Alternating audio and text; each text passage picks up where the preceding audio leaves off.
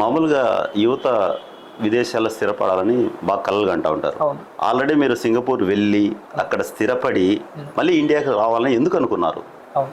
ఆహ్, దీనికి సమాధానం నేను ఒక 4 ఇయర్స్ అబ్రాడ్‌లో ఉన్నాను. సింగపూర్‌లో ఉన్నప్పుడు నేను ఎప్పుడు కూడా సింగపూర్‌లో ఉన్నప్పుడు గానీ, దుబాయ్‌లో ఉన్నప్పుడు ఎప్పుడు నేను సమాజం గురించి ఆలోచించేవాడిని. స్వామి వివేకానంద గారి బుక్స్ చదివేవాడిని. మఠంకి వెళ్ళేవాడిని. అప్పుడు అది చదువుతూ ఒక స్పిరిచువాలిటీలోకి వచ్చాను. ఎందుకంటే స్వామి వివేకానంద కోట్స్‌లో అంతా ఎక్కువ చూస్తే అంతా భగవద్గీత నుంచే తీసుకొని ఉంటారు. అలాగా ఒకరోజు నేను అలా మళ్ళీ స్పిరిచువల్‌కి వెళ్ళిన తర్వాత ఎక్కువ దేశం గురించి ఆలోచించేవాడిని. ఒకరోజు ధ్యాన్ చంద్ యొక్క ఆటోబయోగ్రఫీ చదువుతూ అతను జర్మనీతో ఫైనల్ మ్యాచ్ ఆడుతున్నప్పుడు, ఒలింపిక్స్ ఫైనల్ మ్యాచ్ ఆడుతున్నప్పుడు 8 గోల్స్ చేసింది ఇండియా, 1 గోల్ చేసింది జర్మనీ. దాంట్లో 6 గోల్స్ ధ్యాన్ చంద్ చేశారు. అప్పుడు హిట్లర్ పిలిచి అడిగాడు, నువ్వు మీ దేశంలో ఏం చేస్తూ ఉంటావు అంటే, నేను మిలిటరీలో వర్క్ చేస్తుంటా, ఆర్మీలో ఉంటానన్నాడు.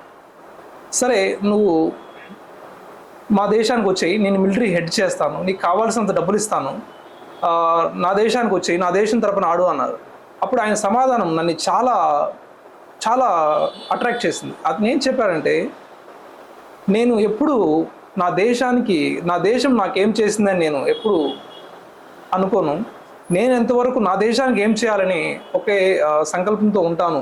అంటే అంత మహనీయులు మన దేశంలో పుట్టారు. ఎప్పుడు కూడా మనము నా గవర్నమెంట్ ఏమి ఇవ్వలేదు, వాళ్ళు ఏమి ఇవ్వలేదు, వీళ్ళు ఇవ్వలేదు అని ఆలోచించుకునే యువత వద్దు.